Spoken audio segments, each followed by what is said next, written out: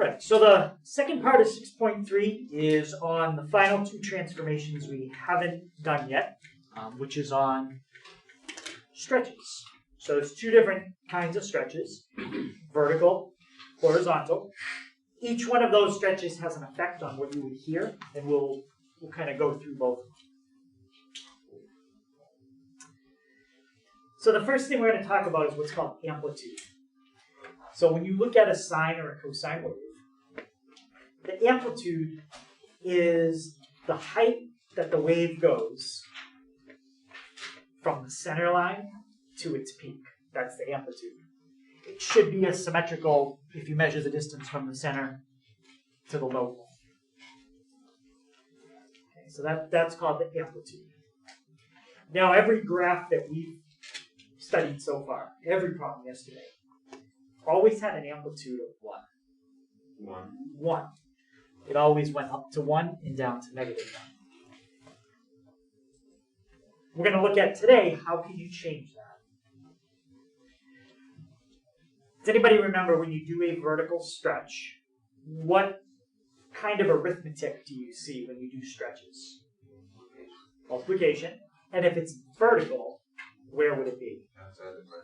Outside. It would be out in front. So an example of a amplitude change would be like C times sine x, where C is a number.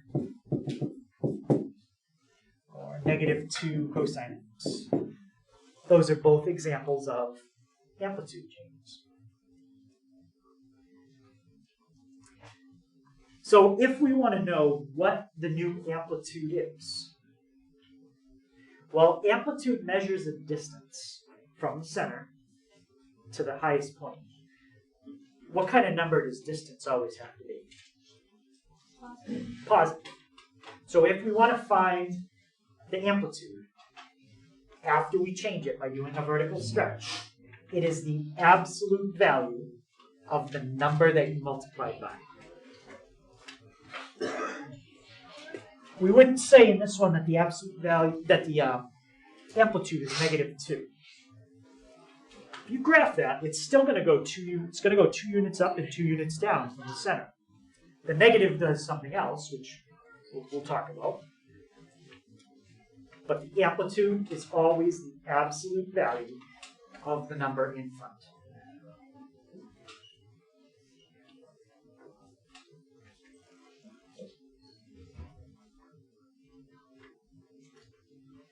So the only time you take absolute value is if I ask you the question, what is the amplitude?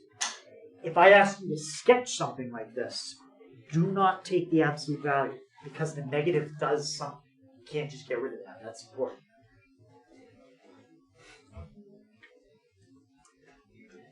So an amplitude change is going to stretch or compress the graph along the y-axis.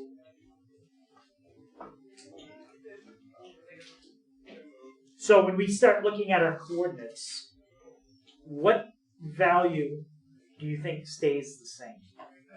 The x. If you're going to stretch something up and down, it's going to get taller or shorter. That's going to change the y value. The x stays the same. So let's just try a couple where we find the amplitude. No sketch. No sketch. Okay. So 3 cosine x. What would be the, I'll just put amplitude over here. What's the amplitude of 3 cosine x? 3. So there's our amplitude. It would be 3.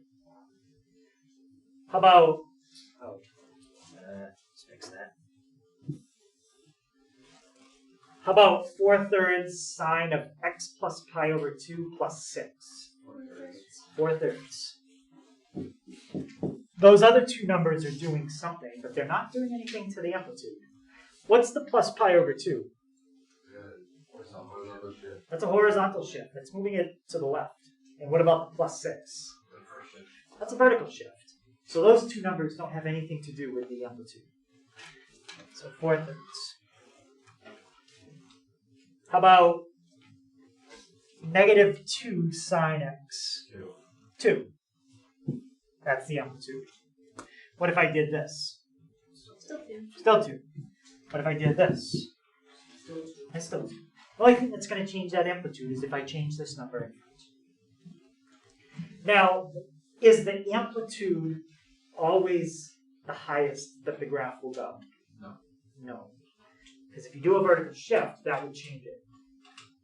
Right? So you could have a graph with an amplitude of 1, and it goes a lot higher than 1 if you draw it, up there. Now it goes as high as 3.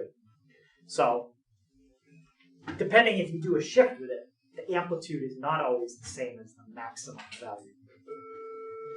But it could be.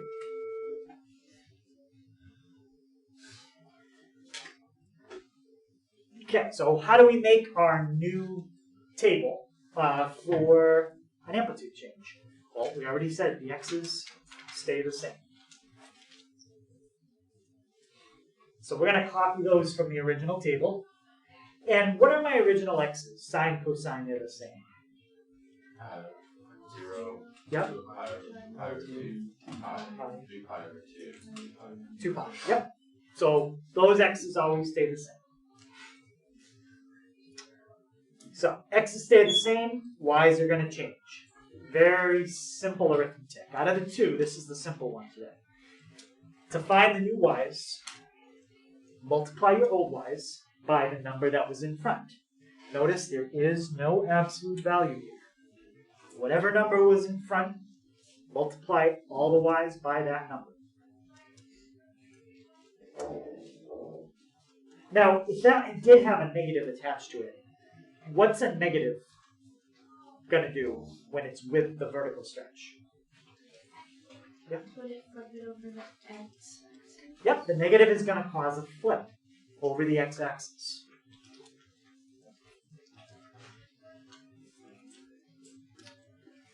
So what that means is you could have multiple graphs with different transformations, and if you didn't have the formula for it, you wouldn't know how I got that picture on the screen.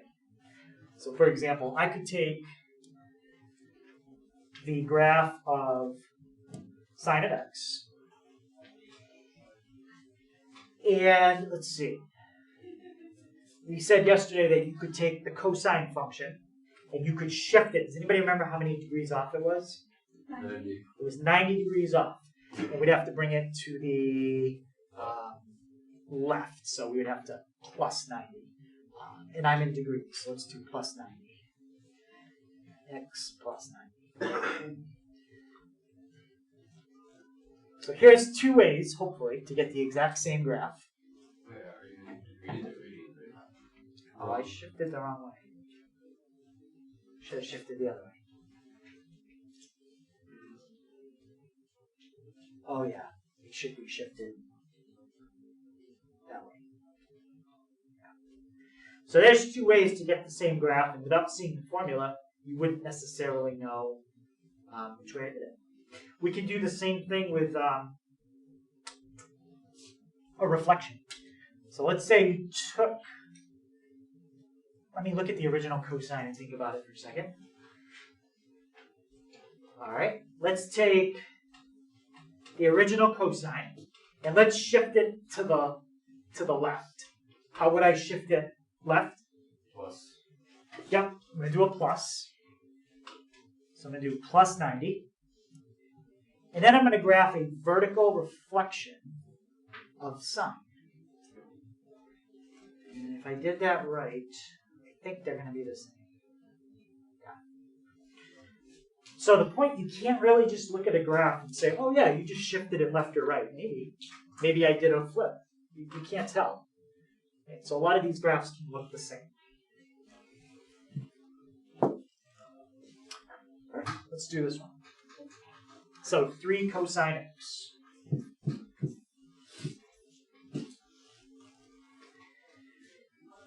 All right, what kind of transformation is this? We've done the vertical shift, phase shift, and vertical stretch. It's definitely a vertical stretch because you're multiplying by a number in front. So what stays the same? And what are those? 0, pi over 2, pi, 3 pi over 2, pi. And now we're going to modify the y's, but what I usually like to do is write them down first, and then I don't have to think of what they are and modify them at the same time. So what are my original? For cosine, Yep.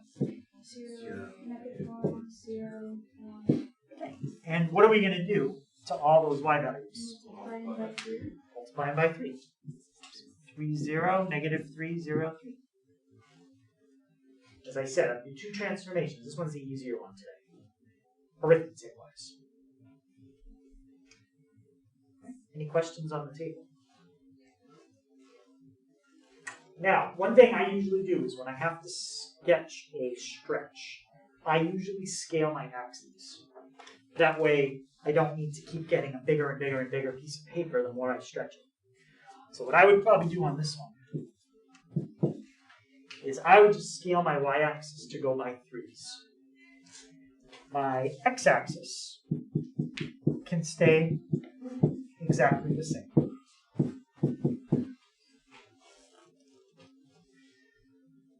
Any questions on how I set up my scale?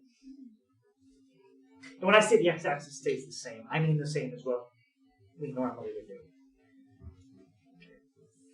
All right, so we got 0, 3. We got pi over 2, 0. We've got pi -3. 3 pi over 2, going back up to 0, and back to 3. So your graph looks something like that. And because we scaled it, every single graph of cosine is going to look like that. If I had to do, let's say, 5 cosine x, the only thing I would change on this is that. I would change the scale on the y-axis. So that's why a lot of them will look similar.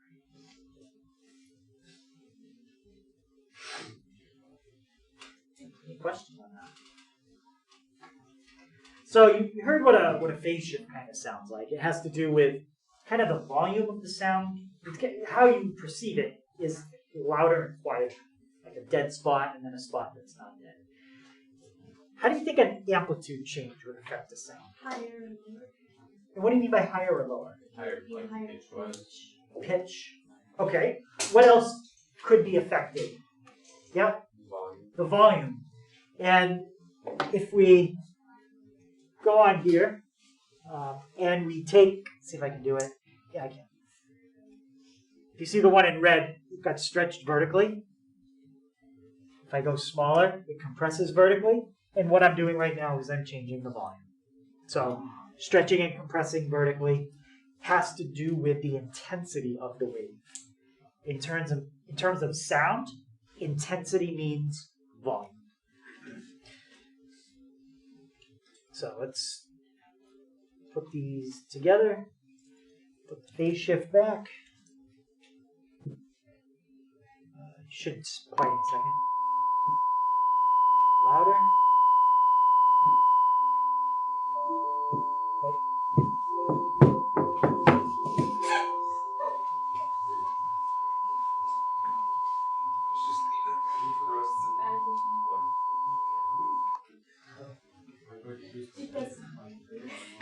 So, as I started to drag it down, it doesn't work on the smartboard. I have to do it from the computer usually. So I was surprised it even worked. As I dragged it down, it did start to get quieter. Understood. So that's stretching and compressing vertically.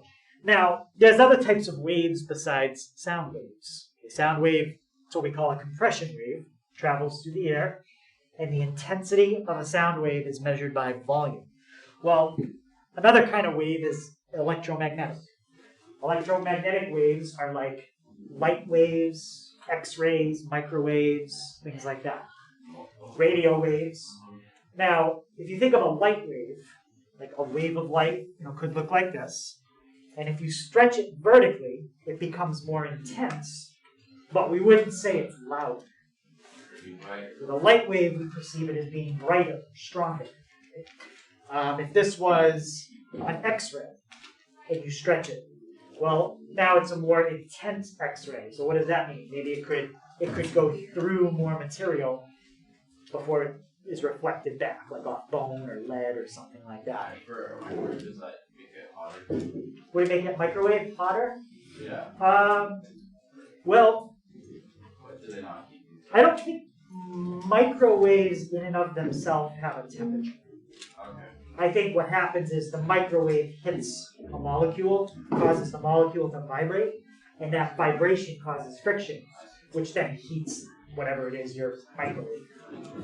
But yeah, if you just fired a microwave in like a vacuum, and you pointed like a temperature gun at it, like in outer space, and it was going across in front of you, I don't think the microwave would have temperature until it hits something. Yeah. I think.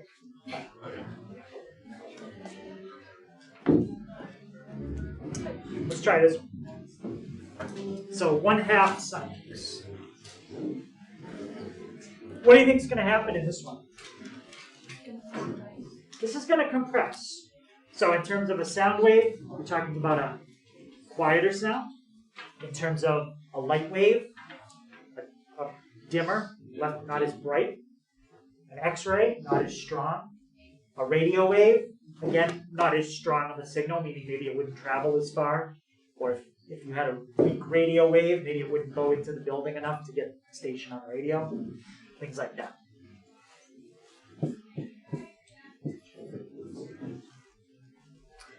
So what's going to stay the same? X's. Again, hopefully by now we're starting to memorize those. What are my original y values for sine? 0, 1, 0. And what am I going to do to all of those? Divide them by 2, technically. Divide them by 2. Yeah, take half of them. Now, the sketch is going to look exactly the same. I'm just going to scale my axes. So we've got 1/2, -1/2. If you wanted to put the point in between, you could.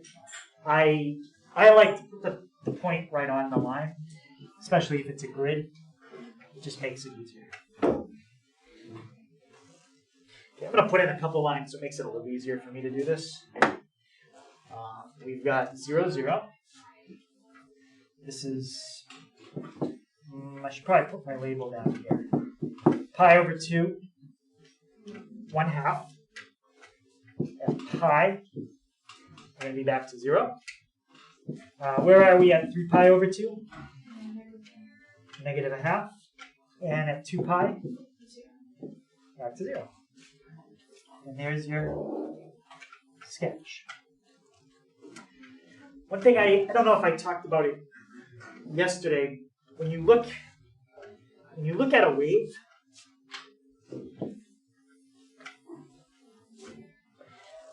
a wave has what we call a concavity to it. Okay, it's like a curvature. So here's your kind of your axis going right through. When you look at, let's say, this part of the wave. Let's do it like this. This part of the wave is what we call concave up. It's concave up because it curves up. Now, when you get to this part of the wave, the concavity switches. That's concave down. Concave down, if you think of something that's concave down, water would fall out of it. Concave up, you could pour water into it and it would stay in it. Now, there's a special point right there where the graph switches its curvature from being concave up to then switching to concave down. Okay? That's called an inflection point.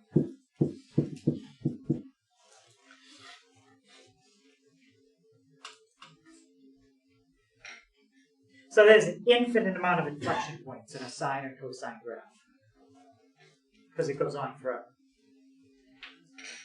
So if you take calculus next year using what's called derivatives, you'll learn how to find the concavity of a graph. There's only two choices, up or down, and the inflection points of that graph.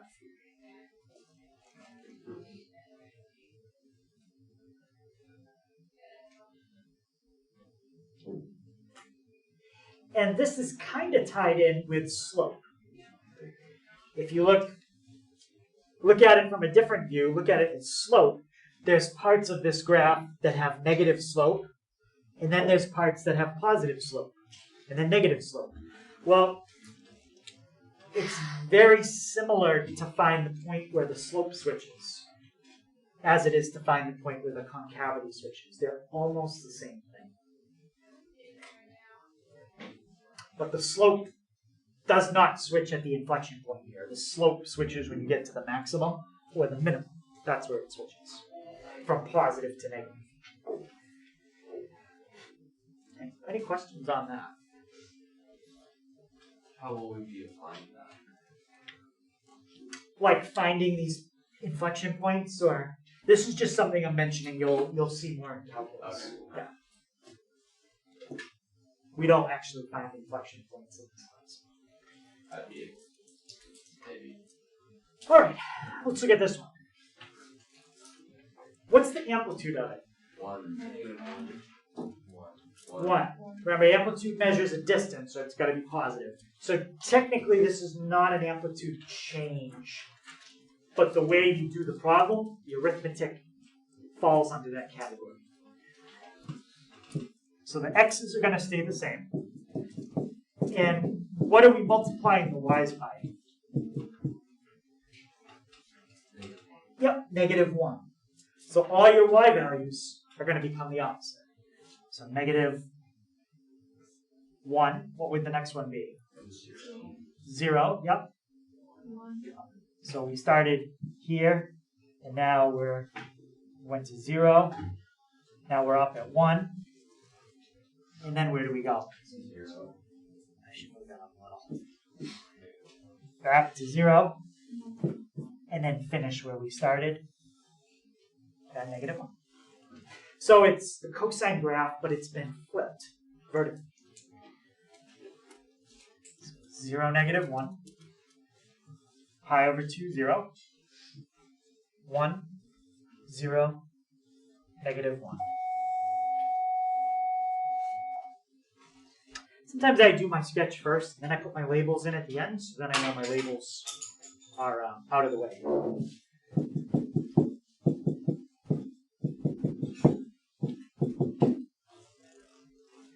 You do not have to label the y-axis. If you're just going by ones, I'm going to assume it's always ones, unless you put labels otherwise. Okay. Question on it? So we've done the shifting up and down, shifting left and right, stretching up and down. What's left? Yep, stretching or compressing horizontally. And this one has a special name, and it's called a period change. Yesterday, one of the first things I talked about was the length of the cycle to complete one full wave. Does anybody remember how long that period was? Yeah, 2 pi. So the standard period for sine and cosine is 2 pi. Every single graph that we've done so far, you had to travel 2 pi units on the x-axis before you see the next cycle start. Now we're going to change that. We're going to stretch and compress it horizontally. All right, this is another stretch. So what kind of arithmetic would you be looking for in your problem that tells you you've got to stretch? Yep. Multiplication. Multiplication tells you it's a stretch. Where would it be this time? Inside the parentheses. So you would have a number in front of x. Now, the bigger you make b, what would be the effect on your graph? The bigger and bigger you make b. That would compress it. So if you graph something like sine 5x, that's going to compress it quite a bit. Okay, so here's the original, and here's sine 5x. How much do you think it compressed it? 5 times as much. If you look at the picture, for every 1 cycle of the blue, you should be getting 5 cycles of the red. Let's see. There's 1, 2, there's 3, there's 4, there's 5. So you stop there, start there. That's 1 blue cycle, but it was 5 red. So the bigger you make the number, the more compressed it gets. If I wanted to stretch it, what kind of number would I need inside? A fraction. Like 3 over 2? No. It has to be less than 1. Yeah, it'd have to be a fraction that's less than 1. You could also be like negative 0.5. That would compress and flip at the same time. But the point is if you do like 0.25, I didn't put in x. Yeah, put in x. 0.25x. It's going to have to redraw them all now. But the one that I'm doing with 0.25, I don't even think you're going to see a full cycle on the screen. Because 0.25 is going to stretch it by how much? 4 times. So, no, I'm not quite seeing a full cycle there. And the way the graph is stretched or compressed, that corresponds to different types of electromagnetic waves. Down towards the lower end of the electromagnetic spectrum, your wavelengths are very long. What kind of waves are very long? Radio waves. You might have waves that are extremely long, but the wavelength could be measured in like thousands of feet. It is a very long wave. As you start getting up towards like microwaves, it starts compressing. As you get towards light waves, it compresses even more. Then when you get to ultraviolet, so now it's gone beyond visible. So there's only a small section that's visible. But you can't see radio waves, you can't see microwaves, you can't see ultraviolet. Once you get beyond ultraviolet, then you start getting into like X-rays, which you can't see those, and then you get into gamma rays. And the wavelength starts getting shorter and shorter and shorter and shorter, period length. And the shorter and shorter it gets, the better its ability to penetrate through different materials. So that's why like X-rays can penetrate through lots of things. They don't go through lead, generally, if it's thick enough. I don't think they go through bone. That's why you can see an X-ray. They bounce off your bone. But they are absorbed by tissues. They'll go right through skin and things like that very easily. Now you get up compressed even more, like gamma rays, and those, you can't really stop those. Like even lead won't stop gamma rays. So that's why that type of radiation is very dangerous. So the shorter and shorter the wavelength, the more it can penetrate through those. Now, so that's the difference when you compress and stretch it with electromagnetic waves. How about a sound wave? What do you think would change if I stretch and compress? Yeah? That would change the pitch, so if you stretch it longer, it would be lower, and you compress it higher. Yep. So if you stretch it out so it's longer, it's going to be lower. And if you compress it, it gets higher. So let's see what that sounds like. I think I need to fix that. All right. Let's try this. So that's a frequency of 1,000 hertz. That means it's oscillating at 1,000 cycles per second. So you could figure out what the wavelength is. We don't really study wavelength in here. It's more of a physics thing. But you could.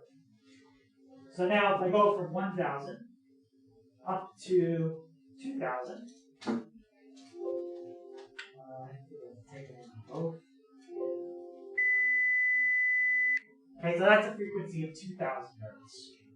The more I drag it, the higher pitch it's going to get. So this is going to be a little over 8,500 hertz.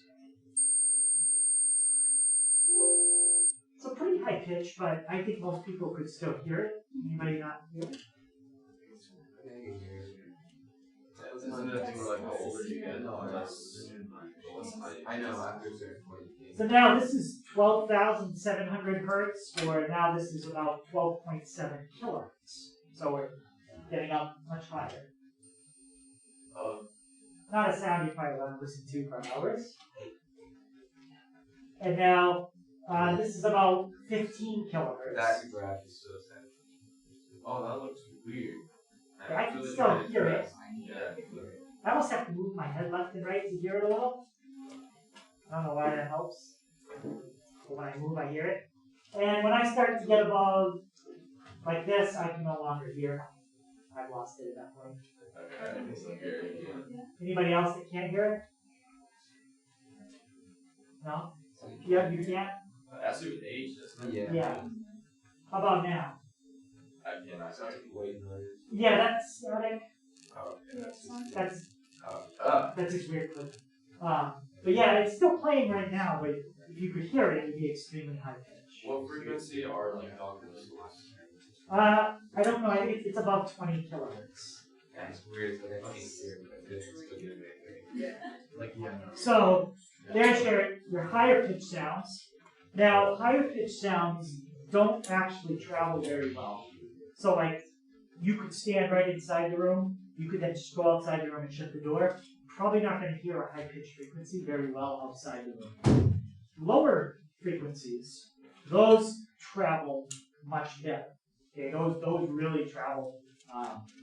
Is that when like you can hear like bass before you hear like the actual song or something? So let's try like a. Song from where you hear the So that's a lower sound. That's around 900 hertz. Okay, so that's 440 hertz. So that's getting a little lower. Let's go. I think as low as I can go is about 45.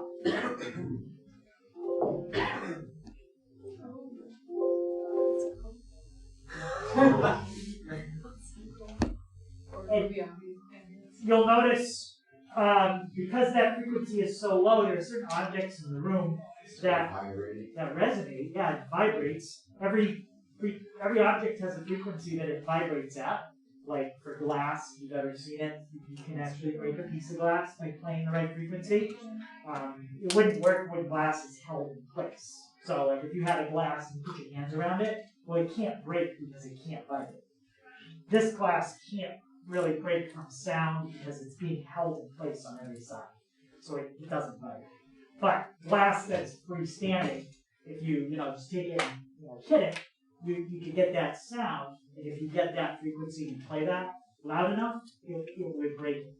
So what I can do is, as I start turning up the sound, you'll hear different objects in the room start resonating. Like you'll hear something vibrate all of a sudden when I go from like 47 to 48 hertz.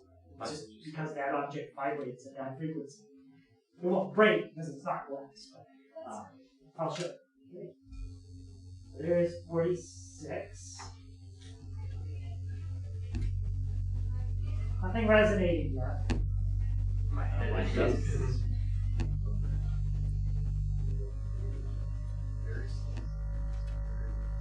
Oh, really? Something's resonating now. But yes. Oh, that's good. That's weird. Those are the lights, maybe? I don't know. That's shining all the lights. Now the lights have stopped. Yeah. And I didn't change it much. I just went from like 56 to 59. If I keep going, something else might start resonating. Oh, the chair. You felt the chair?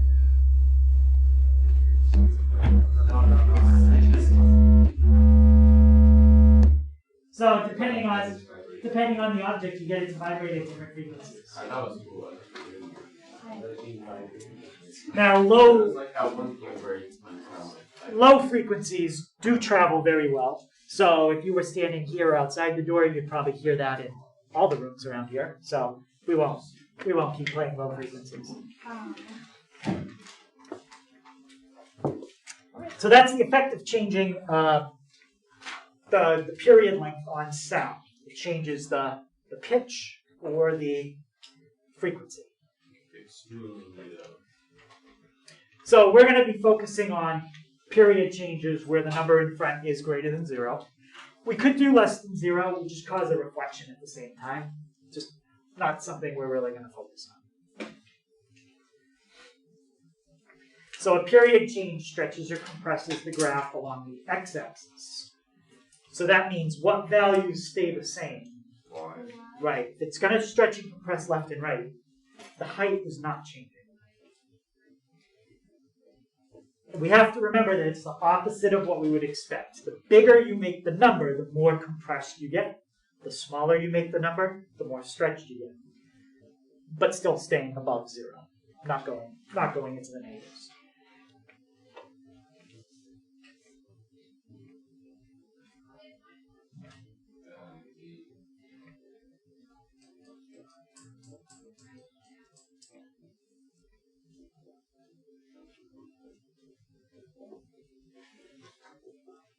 So any questions on what kind of number would cause a compression versus a stretch?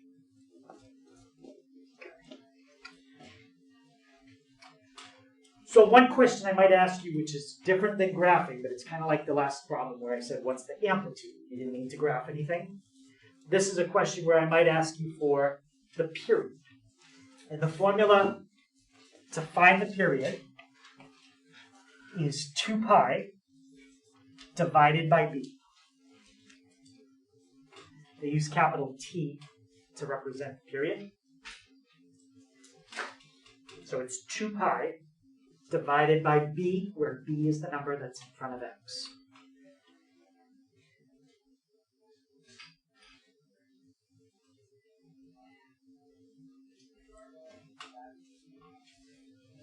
So let's try a few examples where we don't sketch it yet, we just find the period. Sine of 2x. First of all, what's the b value in this problem? 2. Right, just to be clear, 2 is not period. 2 is the b value. Now fill the b value in to get the period. 2 pi over 2, which is pi. So let's see if that makes sense. You put in a number bigger than 1. That should cause it to compress. The normal period is 2 pi. Is pi a smaller number than 2 pi? Yes. Yes, it compressed. Compressed means the cycle length is going to get shorter. It's going to be a smaller number. And that's what happened. How about period here? Cosine 1/3 x.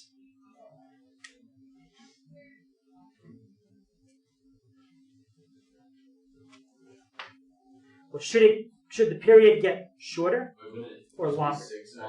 Should get longer because you have a fraction here. Shouldn't it just be 6x? 6x. So it's 2 pi divided by b. And when you divide by 1/3, that's multiplying by 3. So it gets 3 times as big. So the period is 6 pi. Right? How about sine of pi x? Would be the period on that one. Yep. 2. So this would be 2 pi over pi. And this would actually be one that's nice to graph because the period is 2. It's not numbers that have anything to do with pi this time. So you could set your tick marks like 0, 1, 2. There'd be no need to renumber your x-axis at all for this kind of problem. And how about 2 sine 3x plus 2? What's the period there? 2 pi over 3. This is a stretch in front that has nothing to do with period. And what's the plus 2 at the end? That's a vertical shift. We generally leave the period as a fraction unless it can reduce to an integer or something like that. But you don't round pi off. Okay, so any questions on how to find the period of a sine or cosine function? It's the same formula for both.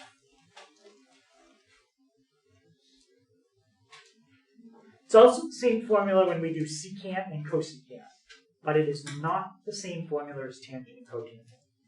Tangent and cotangent are different than everything. They're different. Have we gone over all the transformations that you can make to sine and cosine? Yes. At some point, I know sometimes when we talk about transformations, it'll be like the template for the formula, but it'll be filled in with like A and B in different spots for the B, and there's like labels for that. Are we going to get one of those for this? Yeah, we'll do that tomorrow. Alright, I appreciate that. Yeah, because tomorrow we'll talk about multiple transformations. So then we'll go over the order, which is the same as the order we always do, and then we'll give you that picture. Okay, thank you. Okay, so how do you get your new table? Well, first of all, the y's stay the same. Unfortunately, the y's are the easy ones to work with. We don't get to work with the easy ones this time. We have to work with the x's. The 0, the pi over 2, and all that stuff. So to get the new x's, the direction is pretty simple. It's just sometimes you end up with fractions over fractions. Depends. But to get the new x's, we're going to take the originals and divide them by b. If you end up with fractions over fractions, you need to take care of that. But that's the step. Take the original x values and divide them by b. So if b is a half, then I would probably think of that problem, instead of dividing by a half, that's the same as what? Right, so I would do that problem by multiplying by 2. Yep. If b was 2, well then that's fine. Just divide everything by 2. That's not a fraction. 2.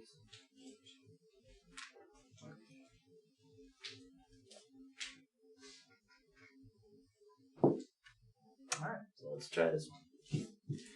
So at this point, we know all the different transformations that we're going to do for sine and cosine. We have multiplication inside the parentheses. What kind of transformation is that? Yep, that's changing the period. What is the period going to be here? Yep. Period length is going to be doubled to 4. So what are my y values, since those are not changing? 0, 1, 0, 1. Let's write down our x's. 0, pi over 2, pi, 3 pi over 2, 2 pi. And what did I just say we're supposed to do with all of these? 5.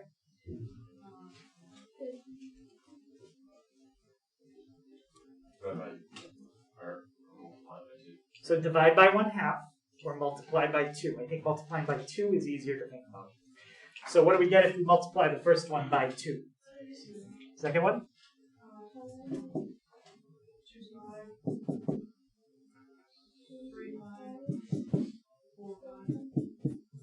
And there's your table. All of these x values were equally spaced to start out. You multiplied them all by the same value, so they are all still equally spaced. They're all pi units apart. In degrees, how many units would that be? 180. Yep. So let's use these labels as my x labels. Otherwise, if you don't, and you use your standard labels, you're going to have to get bigger and bigger and bigger paper the more and more you're going to have to squish things. It's not going to look good. So we're going to scale. So 0, pi, 2 pi, 3 pi, 4 pi. Up and down, 1 and -1 is fine. Okay, 0, 1, 0, -1, 0. There's your sketch. Any questions on that?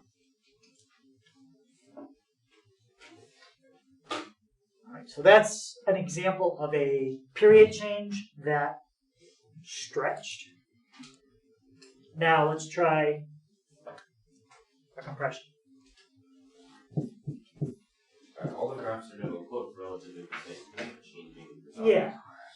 Sine and cosine always look different from each other because cosine usually ends up looking like that part of the wave, and sine is usually that part of the wave. But it's just part of the wave. Okay. What's going to stay the same this time? Y's. I'll assume we know those. Original x's are what? 2 pi. And what are we going to do to all these values? Divide them by 2, which basically means take half of them. So what's my new values going to be? Pi over 4.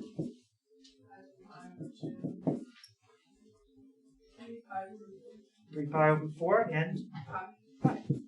Now we have all different denominators here, which is fine. But if you wrote everything with a denominator of 4, you would have seen a nice pattern. 0 pi over 4, 1 pi over 4, 2 pi over 4, 3 pi over 4, 4 pi over 4.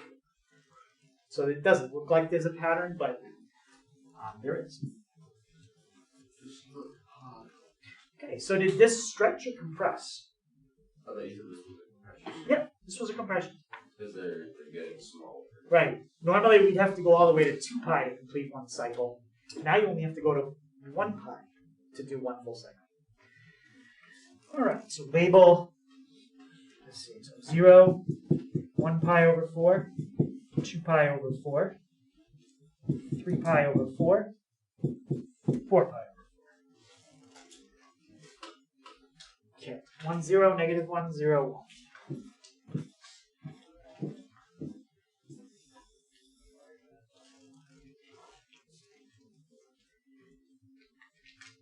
Sketch. Any question on? All right. Let's try cosine pi over 3x.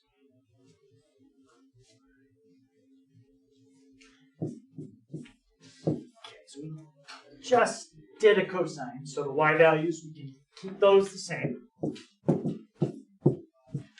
Know the x values. And what are we doing to all the x values this time?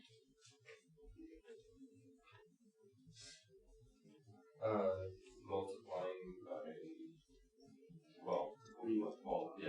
dividing by pi over 3. We're going to divide all of these by pi over 3, which is the same as what? Multiplying by 3 over pi. Does that help us, though? Yeah, I think so. So what's the first one? 0. Now, rather than writing pi over 2 divided by pi over 3, just think of it as 3 over pi. Oh. What do we get? 3 over 2. 3 over 2, or 1.5. Now, times 3 over pi again. 3. And the next one?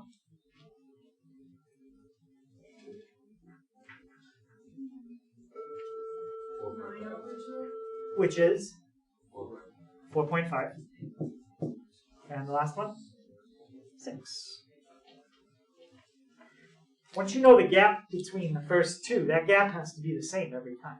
So if we know it's a gap of 1.5, the next one would be 7.5, 9, 10.5, so on. So this time when I set up my axes, if you don't want to, you don't have to put any labels this time. Because I'm going to go by 1s on the x and 1s on the y. So I got 1, 2, 3, 4, 5. I need one more. 6. Okay, so 0, 1, 1.5, 0. You're not going to get them all on the tick marks. Unless you go by 1.5 for your tick marks. But I don't know. I would just go by 1s. 3, negative 1. 4.5, we're at 0. And then 6, 1.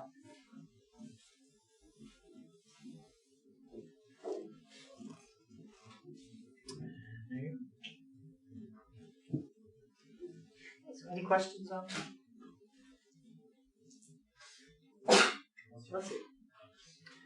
All right, so we've looked at all the transformations. Tomorrow we'll start out by looking at multi-step, which is exactly what you already know how to do from other kinds of functions. And then we'll look at solving some really basic trig equations. Okay, so homework. Again, if you did the worksheet, you showed me that, that's fine. But these, for some people yesterday that were absent, they did the worksheet, so that was okay. Oh, just how much was on the worksheet? It was 4 questions instead of 7, so Oh. it was a little shorter. Actually, no, it was 8 questions instead of 7. Oh. So actually, they had 1 extra. But for tonight, I want everybody to do this one. Okay? So the homework is 8 questions. We've got some stretches and some period changes. Okay, so you don't have to do the worksheet that's on Schoology for tonight, just this.